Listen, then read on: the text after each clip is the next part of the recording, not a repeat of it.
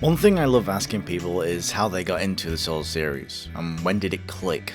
Each story is different and full of personal little details that just gives the connection between player and the game so much more weight and identity. In today's video we're going to discuss the topic of callbacks and how to do them and how not to do them. We talked about Dark Souls 1 in a previous video and how it pulled a lot of inspiration from Demon Souls. And it was about here where I lost all inspiration to finish the script, because honestly I can't really talk about nostalgia because it's a sense you feel after revisiting something you loved after an extended period of time. But I play Dark Souls pretty consistently, and I don't get a sense of nostalgia because I never stopped playing, and I've been sat here for about 3 hours staring at my screen trying to think of something to say, but every time something came up, it just felt so forced. So fuck it. We're not going to talk about nostalgia, we're going to talk about forced callbacks, specifically in Dark Souls 3. First things first, I want to talk about one callback that was actually good in my eyes, and that's the Firelink Shrine after the Demon Prince fight. After we traverse through an amalgamation of lands, it's fitting we end up where it all began. Not only that, it's subtle, that only those who are paying attention will be able to pick up. Although it did copy elements straight from Dark Souls 1, it's situated in a manner that's not so in your face. It makes the player put the pieces of the puzzles together to come to the conclusion that yes, we don't know for definite, but this bears resemblance to the original Firelink Shrine. Speaking of Firelink Shrine, now bear in mind this is going to be a little bit whiny and I'm going to complain a lot in this video, so if that's not your cup of tea then that's fine, I'll see you later. But I've always been curious when I first stepped into Firelink Shrine in Dark Souls 3, why is this called Firelink Shrine? I'm sure there's a law reason I guess, or perhaps it's just pulling on the nostalgia strings. I do like to question things in the video games I play. I don't like taking it at face value, so when I saw Andre in Firelink Shrine in Dark Souls 3, I didn't get a sense of, wow, that's so cool. To be honest, I got a sense of confusion. There's no doubt Andre is a cool character. I mean, this guy was originally going to be Gwyn's firstborn, but got downgraded to the resident blacksmith. But again, perhaps this serves as a lore purpose, and not pandering.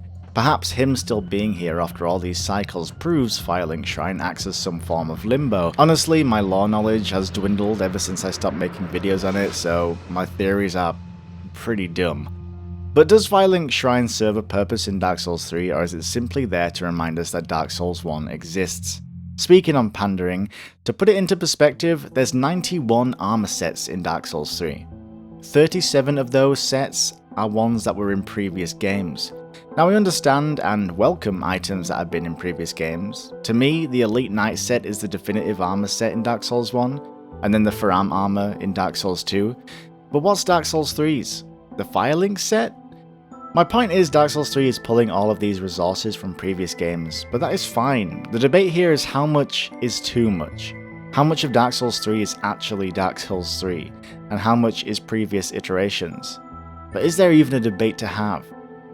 Numerous people I've spoke to don't mind the callbacks at all. What's interesting to note though, a lot of these people started at Dark Souls 3. Is there a correlation? Maybe, but it's important that when giving my opinion I'm not pandering to you lot either. It's important I give my personal viewpoint on this as transparent as possible. I ran a poll on Twitter a while back asking this question and the result didn't really surprise me honestly. But the callbacks, the pandering, the fan service, I do feel it's a tad too much. But don't get me wrong, I actually love some of the callbacks. Anno Londo, for instance, I feel could have been a great addition, but I feel the way it was executed was off. I'd preferred Anno Londo if it was handled in a similar fashion to Firelink Shrine. Yes, the Anno Londo we visit is somewhat run down, but I think it would have added to the Silver Knight story more if the building was almost completely ruined, only showing some resemblance to the past. If that was the case and the Silver Knights were still there doing their duty, looking over the princess, not only do I feel that would have been a less in-your-face callback, but would hold much more weight lore-wise. Instead we got a somewhat copy-paste job going on. Now I don't want to call video game developers lazy, coming from someone who has very little and I mean tiny video game making experience. I know what games developers do is a real tough deal, especially when you leave your work to get criticised by idiots like me, but no, I think callbacks deserve a place here. Again, how they're executed is key here. Some were done well, Firelink Shrine in DLC 2 for example, and some could have been better. Sigurd for example could have been anyone wearing any armor. But did it take anything away from my experience with Dark Souls 3? I wouldn't say so. I still think it's a fantastic game. I just wish we had more original material from Dark Souls 3. Maybe that's why I love Bloodborne and to a lesser extent Dark Souls 2. The bulk of the game was its own. But I'm going to hand this question over to you folks. Do you think the pandering in Dark Souls 3 affected your playthrough? Do you care? Do you hate it? Do you not like it? I want to end this video saying that I'm currently on a massive trip and I'm away for a while, so I've had to make a bunch of videos really far in advance, so if there's a dip in the quality of content from me, I do apologize. I pretty much had to make 7 videos within a week, so yeah, I do apologize for that. But anyway, as always, I've been Paragon, and until next time.